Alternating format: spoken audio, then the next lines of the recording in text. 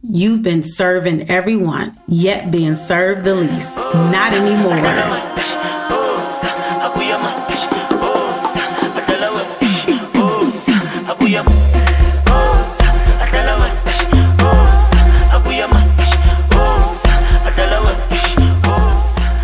Welcome back, everybody. Welcome back to me. I'm in Accra, Ghana. Only I am talking to you guys about a month from being here already. Like, I've been here a month already. I want to do a recap on this month because it has been tough. And I feel like we don't talk about the inside of our journey when we're on our adventures, when we are showing up for ourselves, and people don't know that like shit be hard on the inside. Okay. You're moving to different places. Like, I just need to acknowledge, like, I'm literally going from Botswana to Accra, and I'm not even from neither one of these places. I'm from America. So I'm crazy to even think like, yo, I'm just going to pick up my bags and go to a whole nother country. But that's exactly what I did. And so when I get here, I'm thinking it's going to be all good because, you know, I have a place to stay. I know I've been here before. It's going to be fine. But let me tell you something. And let me just also just put it out there. When I left Botswana, it was very sad. I was very emotional. Really, you know, those people there feel like family. Botswana feels like home, you know, and it just does. It has this feeling. Being in Accra, I could very much understand why God wanted me to go to Botswana. It very much feels like Chicago, but the people, it is the people that make it so great. And that is what reminds me of Chicago, because that is the singular most thing that's amazing about where I'm from. Chicago is the people. So to get to Accra, and it's a bigger place, I know that the dynamics of like how we do community is going to look different. So I'm sad to leave these people. They're missing me. They're really like showing me love. I had my two homegirls come over and help me pack. I didn't have to do a thing. Recorded the last episode you heard from Ghana the night before. From Botswana the night before I left, and you know, my producer just stayed up with me for that. My homeboy came and talked to me, and we talked business for a little bit because he's really about to blow things up in Gaborone with his liquor service business. And so I'm just like, I'm really happy for the work that I did, but I'm also ready to move forward. And so down to the point where my Botswana people were at the airport with me. They sat with me until my plane came. I mean, this is just how great that place is. And like, I will be back. I still believe I'm going to have some time there because it is home for me in a way that I appreciate, especially being in Accra for the last month. So let's talk about Accra. So I get here and like literally from the airport, I'm just feeling like overwhelmed. You know, there's just so many checkpoints. They talk to you in a different kind of aggressive way. They talk at you, very much at you. Automatically from the airport, they're hustling. And I'm just like trying to get a Uber. It's hot, I'm muggy. It feels like Miami. I need a shower already. Oh my God, what did I just sign up for? That is what I was thinking immediately when I landed. Like, what did I just sign up for? Because it was also rainy. I want to preface that I had a man that was supposed to show up and pick me up. And this is a man that I've talked about on this podcast earlier in this podcast, if you've been here for the whole show. And, you know, he insisted that he wanted to pick me up. Now, at this point in our relationship, I don't have any expectations from him. He has not been someone who has to show up for me. But this is what he insisted. So although I still prepared, I still was also prepared for the worst. And because it was raining so bad in Accra, and he rides a motorbike that prohibited him from coming to pick me up, although he didn't really make any other arrangements. And let's keep it real. It was an excuse. But, you know, the great thing about Accra versus Botswana is that they have Uber.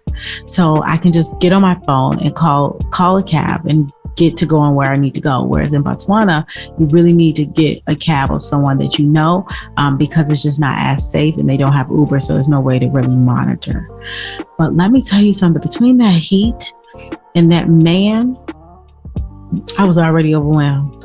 I get to the apartment that I stayed in January. And I just needed a moment Now, in this moment, this man is calling me, blowing me up, because he just wants to like apologize and like all the things people do on the back end of life. And I'm sad, you know, even though I don't expect the best out of him. I still, like, in my sadness, I'm like, Toya, you did have some hope, and this is your opportunity to still like grow in your worthiness and your value. But that's another thing, and that is what has been plaguing me in this last month of me being here in Accra. Along with just the difference of countries, it's just the different cultural norms of the people here, and just the gravity of people. It's 2.5 million people in Accra versus Botswana, which is in Gaborone itself is 200,000. The entire country is 2 million people. So it's a whole bunch of folks versus me not really having that in Botswana, and being able to just kind of like have a nice flow of men who are interested in me. Whereas I hit the ground running here, they own me. And I'm not mad at that, because I know I'm a beautiful woman, but the way in which it's done lends itself to cultural traditions that just don't align with my with my personal goals. I have literally developed a script. That is what I say, because that is literally what I feel in the last month of me being here. And so I still want to be more curious than I'm not, but I will tell you that the men here, not just the one that disappointed me, but in general, have just shown some differences that don't align with me personally. So, but again, knowing that I desire marriage and knowing that I want the whole husband thing, like, of course, if you want to talk about my emotional reaction, there will be some sadness there, because I don't like the way it feels, because I'm a woman who wants to really share her life with someone, and someone who respects me and holds space for me and is emotionally available for me. And so that is one of the things of what Ghana has been for me in the last month, just being in complete desire, but also just being incredibly sad of just like kind of feeling a little lost. And what am I doing? And why Accra? And why am I here? And I've yet to really figure that out. And I've been here for about maybe 5 weeks now. But I know God will reveal that to me. What I will say is that I knew I came back because I really liked the way in which I felt as a woman when I was here doing Afrochella. Now, the goals are still the same with my business: get the corporate gigs, get some personal clients, and do a workshop. But I also just wanted to like get flirted on. You know, that's something that wasn't happening in Botswana like that. Just wanted to get flirted on. And then also I just wanted to be in a bigger market. You know, I felt like more prepared. I had like a marketing tool now that I did this phenomenal workshop, and now I have something to actually present. I have testimonials now. I have Google reviews. I have the things. And so let me try it out on this continent, but in a different market. I'm in a place where I feel good being a woman, and I wouldn't mind navigating this space for the next few months. But what I will tell you is that, like, I moved in my apartment. I got another apartment, so I didn't choose the one that I stayed in when I arrived off the plane. Chose another one because I wanted a 2-bedroom, but it was just, more of the story was just further away, and I just was not comfortable. And, I really listened to my body. And even though I didn't like the manner in which I went about getting the place and then canceling the place, and the owners didn't like it. And then I bought furniture. I spent like 3-4 days getting furniture for my place because it was unfurnished. I mean, I was doing all the things, but I was coming back home and I was crying because I'm like, I just don't feel comfortable. I don't feel comfortable because I have to travel very far. Traffic is like crazy. I can't just go to a grocery store, which is super important to me. Anybody who knows me know that the grocery store is my favorite store. And I can't just walk on the street freely to buy things. So that first week and a half, 2 weeks was just like, I was depressed. I'm depressed. I'm crying. Why am I here? I don't have anyone to help me. Everyone lives too far. I don't even want to eat. I was eating like one time a day and very minimum because I didn't want to get in an Uber and spend 45 minutes to go buy food. The area I live in was Tresecco, which is right by East Legon, if anyone knows. But East Legon is kind of It's first of all, it's the happening area here in Accra. So I wanted to be there. I didn't want to be on the outside, on the other side of East Legon, because it takes about 10 to 15 minutes just to get in the main part from where I live. And that was just too far. It takes about 45 minutes to get anywhere. Now, how I'm supposed to have my meetings? I'm used to going to my hotel, walking there and having my business meetings. And so again, just like everything that I was used to, I had to like readjust my mindset, readjust the way I thought about it, like readjust my expectations and readjust my privilege and what I was able to have versus what I'm able to not have here. I had to look at it different. I had to set it up in a different way also.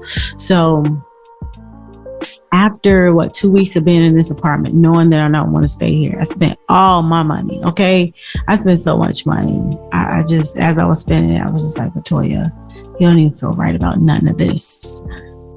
Got the courage to call the previous person. I was staying at his place and I said, hey, can I do a 3-month sublease here? It was still available. You know, I bit the bullet, and sucked it up. And he said, yeah. So I've been in this place for maybe about 3 weeks now. And so that has really helped me just feel like a lot better because it's way more centralized. People could come visit a little bit more freely. I can walk to a grocery store. I can walk around and exercise every day and know that I can get food and vegetables and fruit and things like that. So it's been really, really, really, really great. But I also just want to note that like I have really also kept a low profile. Haven't been talking to anyone, haven't really been telling people how I feel because I'm so emotional and so vulnerable right now. I mean, I know I'm not lost in the full spectrum of things, but right now, I don't know how I feel about being in Ghana. I don't know emotionally if it feeds me the way I need to be fed. What I will say is that Ghana reminds me a lot of being in Los Angeles. And I'm wondering if that's the reason why I'm not satisfied. If you ask me today, is Ghana someplace that I'm going to stay long term? Today, I would say no, because it reminds me too much of Los Angeles. And not that that's a bad thing. It's just that I'm in search of something different. What I love about Ghana being like Los Angeles is that, Africans in America ain't nothing but West Africans. And it just shows how similar we are. And so that's what I get. I get that same feeling of aloneness because, you can go out every night in Accra. The networking is different. It's cliquey here. There's an arrogance there of people not really wanting to get the help that they need to really take their business where they need to go. It's giving LA. And I don't know from the core of me why I'm so dissatisfied with like that way of life at this point. Because it's not helping me out in my relationships. Certainly with the men here, I feel the same. I am happy with the relationships with women I am establishing and just meeting up with them and talking and just seeing who I vibe with. That's been really awesome.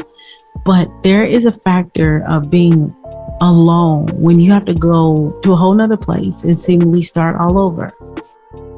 What I'm realizing in this first month is that, yes, I'm on this journey. I'm on my Eat, Pray, Love right now. If you haven't saw that movie, go see it. Shout out to Julia Roberts. But I know that I need to put in more time in these places. And so, yes, I'm spending a few months here, a few months there, but definitely as I'm working on my business and getting people to know, like, and trust me, I need to just put more time. I need to sit there more than 3 months. Because although I do have something that can help and people do like it, I'm just not around long enough. And so how I go about doing that is what I'm thinking about right now and giving myself the grace while I'm in Accra to say, I just got myself on solid ground maybe 2 weeks ago. And what I mean by solid ground is that I just started feeling better. I just started feeling like a light from being here. I started meeting people and started networking, started asking for help. But the other thing that really changed that I didn't really want to say in this conversation that I just got to get out because I cannot not say it was that, my dad came to visit a few weeks ago. He was here for 2 weeks. I have two cousins who are Ghanaian, born and married into the family. And so they're here. And for decades, we wanted my dad to come. Of course, since I was coming, I'm like, Dad, I want you to come. And he was supposed to come for Afrochella in December, but he bailed out. And I have my own reasons why he did that, but it's fine. Thank God for therapy and moved me through that. But he postponed his ticket to April. So we're here together. And I just want to see my dad. I'm very clear that like I just want to hang out with him. I want to like explore with him when they take him out, take me out, because I just want to explore. But what I was disappointed with my dad and just like him not understanding that that's what I just really wanted to hang out with him is that my dad just triggers me and reminds me of all the things that I so desperately want and need in my adulthood now. And that's just someone who listens to me, who really, really has a great desire to want to be around me, who advocates for me, like, you know, who checks up on me, that I don't have to always say what I need, that they're checking for my needs to make sure that I'm taken care of. And I've been dealing with my dad for about a month now because he also brought a lot of things back from America. And, you know, the sad part is that even though he did do it, and I love my dad for that, he just put me through a lot to do it. He just couldn't do something nice for his daughter, even though I made it very easy for him. I got everything mailed to him. All he had to do was put it in a suitcase. And he just had so much problems with his smacking his lips and grunting and, you know, just making it seem like it was so much. And I'm just like, you know, my dad makes me feel like I'm too much. He makes me feel like people can't just be there for me with things that I need. And that was getting to me, you know, as I'm in this country trying to navigate, as I'm trying to figure out where I'm at in my business, how I want to approach it. I certainly don't need like the feeling of my dad making me feel like I'm just like unworthy to compound all of this. But when I was really real with myself, that was what was happening. And I couldn't do anything about it. And so I was depressed. For the last few weeks, I've been really depressed. And I'm talking about crying.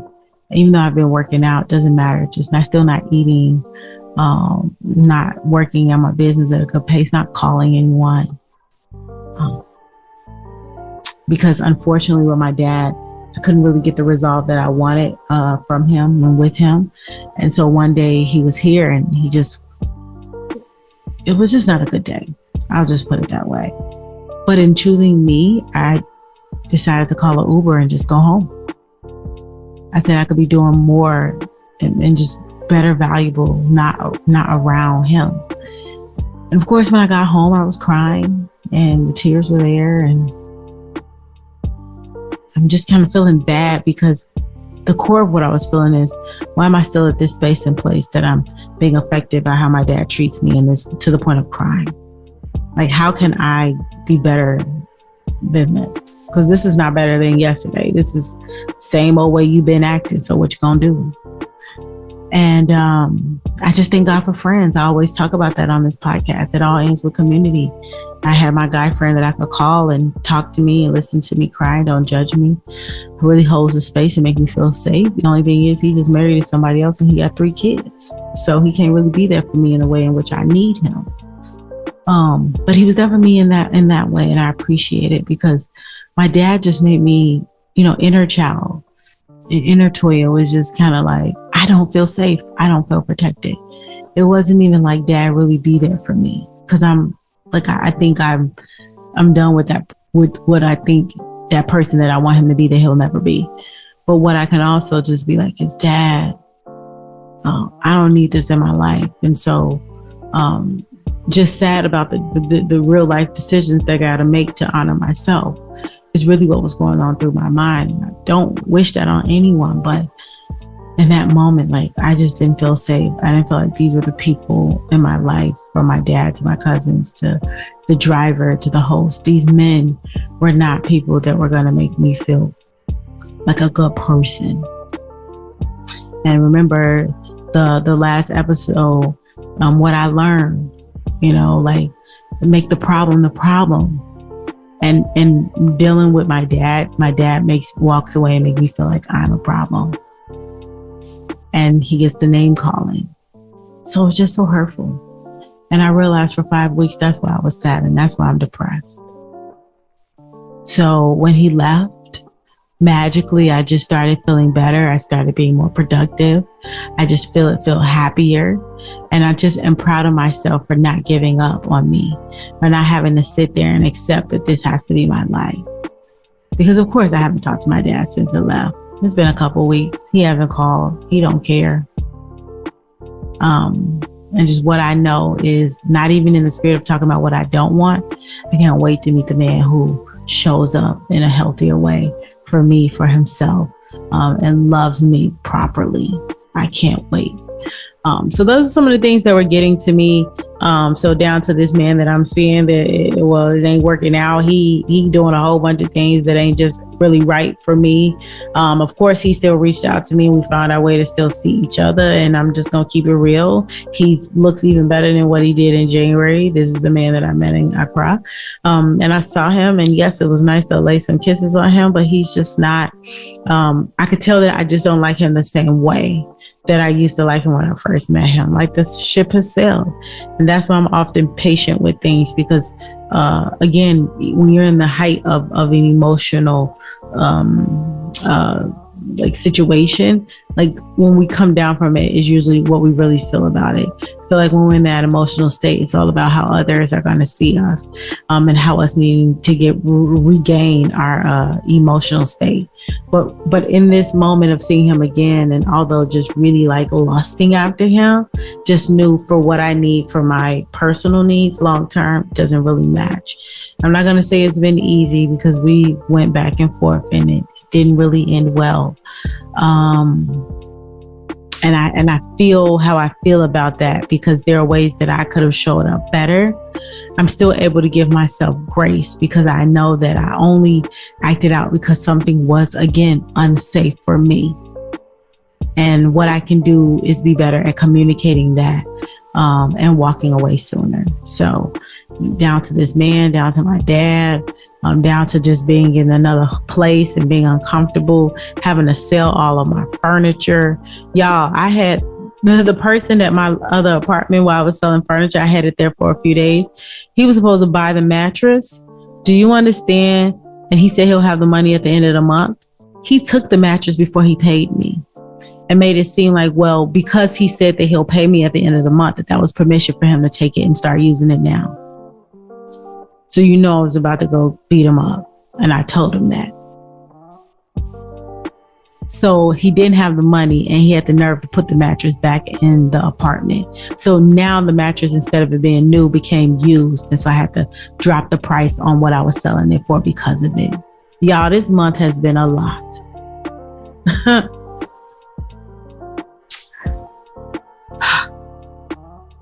The one thing I can say, and that I want to just leave you with, because this is where I'm at right now and how I see Ghana, is that it's such a beautiful place. The best thing about Ghana is like the weather. Oh, it just feels like you want to wear a bikini all day. It's so tropical. I'm literally recording right now from the beach. And then the men here overall, they're still very nice. Like, I'm shooting in Jamal's studio. He's so nice. Just that good nice. But what I know and what I'm learning here is that you have to, without a shadow of a doubt, have a standard, have boundaries about who you are, because cultural differences lends itself to differences in how people act. And not all people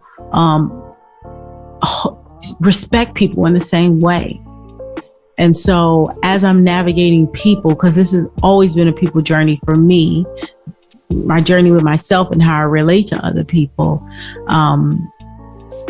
how can I just like speak up for like whatever's on my mind? So if I'm not feeling good, if I'm not feeling safe, but also to call out what I need.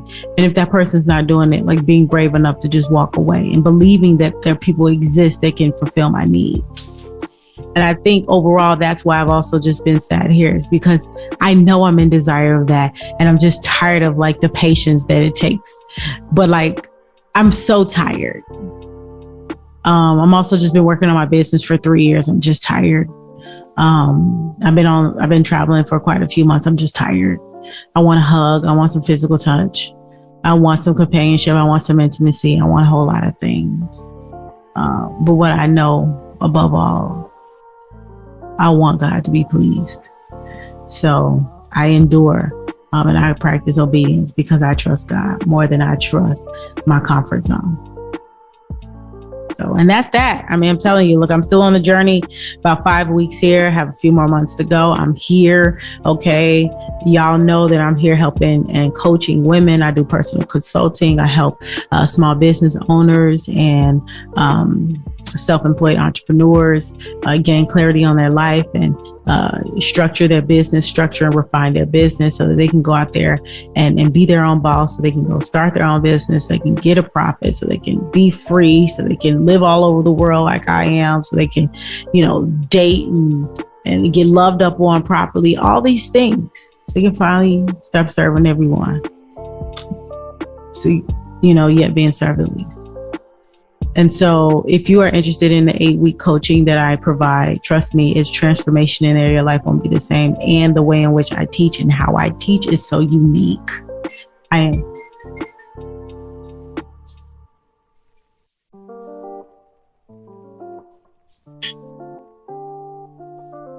Also, what I teach is so unique and how I teach it is so unique that you really want to be in this group coaching program because it's all about mental health strategies and business strategic planning. And if you think that you can start that business without us doing a deep dive into your emotional, psychological, and social well-being, come on, you playing.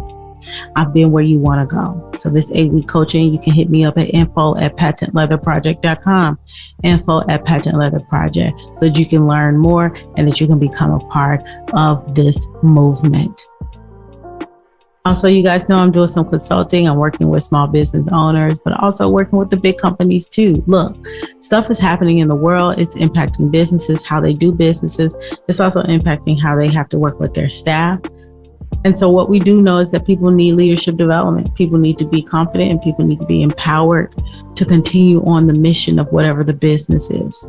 And so I help people get clear on that through workshops, through consulting, but through working with your teams and doing team building. So if you're interested in that with your company, and again, this is something that you must choose. You must decide. You must think that it's important above anything else. Hit me up at info@patentleatherproject.com, info@patentleatherproject.com.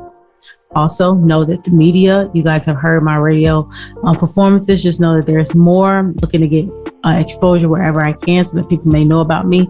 But you will see me on your TV screen. You're going to see me on your favorite podcast. You're going to see me on your radio. Wherever there is media, I'm going to be there because I'm relentless in transforming the most dynamic women around the world to perform beyond their perceived capability, right? You can do this. This is you against you. And then lastly, my social media, Latoya Deshawn. Catch me on Instagram, Latoya Deshawn, LatoyaDeshaun, LatoyaDeshaun. Also, you can catch my podcast. Not my podcast, my YouTube, Everything on Purpose with Latoya Deshawn. And just so you know, y'all know it, I say it all the time, I'm a personal makeup artist, a high profile talent. That is what I do. That's what got me here, to help people like you. If you want to take a look at my portfolio, if you know any high profile people who need makeup to get on camera, I am your girl. Hit me up, okay? www.latoyadeshawn.com. I'm just getting started with my journey, y'all. I'm in Accra. I'm a month in. Keep listening for my updates, and I ain't done yet. I'll see you guys in the next episode.